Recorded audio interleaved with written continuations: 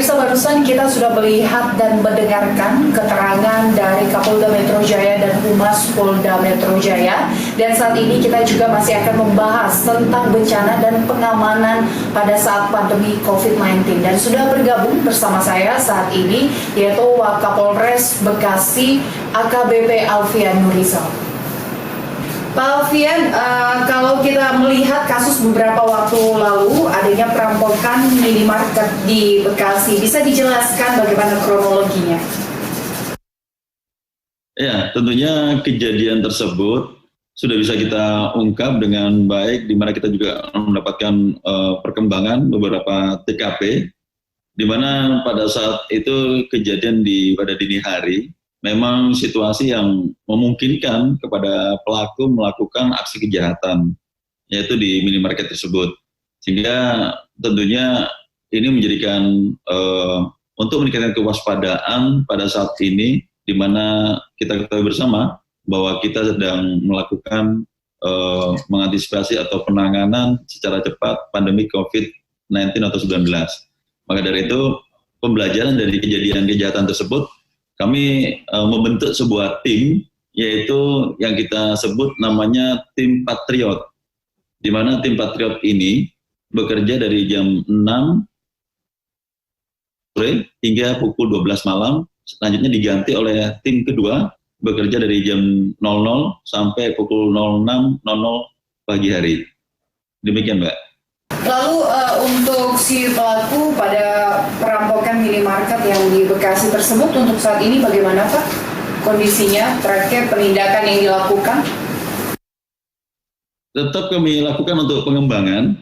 Kami bekerja sama dengan Ditkrimum Polda Metro Jaya karena melihat ada beberapa TKP yang terjadi yang ada di beberapa tempat, bahkan ada di beberapa Polda.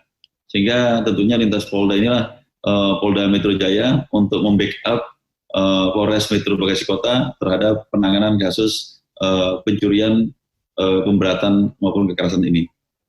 Baik, Pak Alfian, kalau Pak Alfian sendiri melihat data terakhir untuk peningkatan kasus kriminalitas khususnya di wilayah Bekasi pada saat pandemi Corona ini bagaimana Pak? Meningkat seberapa tajam, berapa besar kalau diperkirakan? Ya, kami melihat dari data Bakop untuk peningkatan kejahatan jalanan yang terjadi di daerah wilayah kami, yaitu pada pukul 12 atau 00 dini hari hingga pukul 03.30. Itulah rawan-rawan kejahatan yang dilakukan oleh pelaku, dan tentunya setelah kami analisa dan evaluasi, di situ selalu terjadi di tempat yang pertama kurangnya penerangan atau tidak ada lampu jalan, dan juga korbannya pada umumnya adalah seorang wanita. Maka dari itu kami sudah mengantisipasi untuk menempatkan personil kami untuk apabila hal-hal yang tidak kita inginkan. Dan demikian juga pun yang kami sampaikan, yang tadi kita buatkan 2 tim, yaitu namanya tim Patriot, di mana mereka mengendarai kendaraan sebanyak 6, dan tentunya jumlahnya berjumlah 12 orang dengan dilengkapi laras panjang, sehingga mereka melakukan kegiatan patroli, baik untuk antisipasi kejahatan tersebut, dan juga melakukan kegiatan patroli dialogis, yaitu tujuannya untuk memberikan rasa aman, nyaman, kita memberikan penjaminan kepada seluruh masyarakat. Dengan dialogis itulah kita menyampaikan kepada tokoh agama, tokoh masyarakat, atau tokoh pengaruh bahwasanya tim patroli ini atau Patriot ini telah melaksanakan kegiatan patroli antisipasi agar tidak terjadi suatu kejahatan. Ya.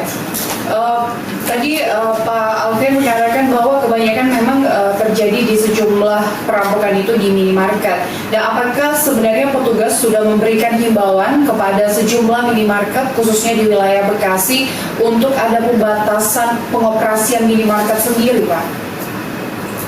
Sudah ada, karena kita berlakukan jam malam. Dan tentunya dari wali kota kami sudah pada saat diberlakunya PSBB, untuk malam sudah mal saja jelang PSBB jam 8 malam pada saat itu mal-mal yang ada di Bekasi Kota semua serentak untuk jam operasional selesai. Namun setelah PSBB ini mal-mal sudah tidak beroperasional kembali. Demikian juga kepada minimarket ini juga diberlakukan jam 9 malam untuk menutup operasional kegiatan belanja-belanja. Berarti tidak ada lagi minimarket yang 24 jam seperti biasanya ya Pak? Tidak ada. Untuk di Bekasi Kota sudah ada surat edaran dari Wali Kota sejak PSBB untuk supermarket tidak dibuka selama 24 jam. Untuk kebijakan PSBB sendiri, Pak Alfian, bagaimana evaluasinya yang ada di wilayah Bekasi? Apakah sudah cukup berjalan efektif? Menurut kami setiap hari melakukan evaluasi Forkompimda. Nampaknya untuk yang terpapar memang ada sedikit peningkatan. Tapi setelah kami melakukan secara kontinu, komitmen, konsisten, alhamdulillah akan berkurang. Jadi seperti grafik pertama kali saat PSBB diberlakukan, itu memang masih nampak untuk terpapar positif meningkat. Tapi setelah kita menginjak hari 14 hari, ini menunjukkan angka yang grafik menurun. Artinya bahwa warga Bekasi Kota sudah mulai sadar bahwasanya pentingnya untuk bekerja sama dengan pemerintah agar terjadinya untuk memutuskan mata rantai terhadap COVID tersebut. Ya, Pak Alfian, kalau kita melihat tadi kalau dari penjelasan Pak Alfian, saya menangkapnya bahwa warga di Bekasi sudah taat untuk kebijakan PSBB ini. Tapi di beberapa wilayah masih saja banyak yang membandel. Bahkan ada pemerintah daerahnya yang mengatakan bahwa jalanan sebenarnya sama-sama saja pada saat PSBB dan sebelum adanya COVID-19 ini. Nah, kalau Pak Alfian sendiri untuk jalanan, apakah memang sudah lebih sepi dari awalnya ada PSBB ini atau sebenarnya sama saja kondisinya?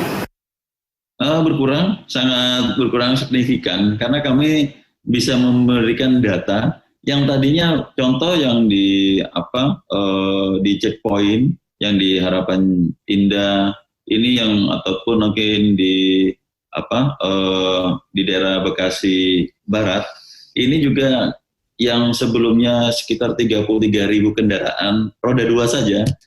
Dan tentunya pada hari setelah keesokan harinya berkurang menjadi 14.000. Nah, ini menunjukkan bahwasanya masyarakat lebih mengikuti aturan dari pemerintah untuk stay di rumah saja atau bekerja di rumah saja. Sehingga melihat mungkin karena kami dari Dishub, Satpol PP maupun dari kepolisian dan Kodim melakukan secara komprehensif dalam melakukan PSBB ini dan masyarakat mengetahui bahwa begitu besarnya bahayanya dan begitu gerak cepat dari instansi terkait ini secara terpadu untuk menjaga agar memutus mata rantai dan sampai detik ini kami melihat PSBB sangat efektif dilaksanakan karena sampai detik ini di pos kesehatan yaitu yang ada di Stadion Patriot untuk yang terpapar dibandingkan pada masa-masa saat diberlakukan ini mulai berkurang grafiknya dan alhamdulillahnya yang sembuh juga lebih banyak, Mbak. Dengan kata lain, Pak Alfian, apakah masih ada ditemukan warga-warga yang membandel? Di antara yang tadi Pak Alfian mengatakan mereka taat, tapi apakah ada ditemukan di lapangan yang masih saja keluar, mereka tidak menghiraukan gitu himbauan dari para petugas, baik dari medis maupun dari pihak keamanan? Ada masyarakat yang tentunya misalnya yang penjual ya mungkin untuk kelangsungan hidupnya penjual bakso atau pedagang kaki lima lainnya sehingga kami tetap selalu secara preemptif dan preventif menyampaikan secara humanis dan tentunya kami selalu tidak bosan-bosannya menghimbau untuk bekerja sama sesuai dengan surat edaran dari Wali Kota bahwasanya untuk penjualan saat ini agar sebisa mungkin untuk ditutup dan tentunya kami akan mendatakan bahwasanya pendataan ini bagi warga yang akan mendapatkan bantuan baik bantuan itu dari pemerintah, dari provinsi ataupun dari kabupaten. Tentunya kami sudah diinstruksikan oleh Bapak Kapolri kami langsung mendatakan untuk masyarakat yang akan mendapatkan bantuan-bantuan tersebut.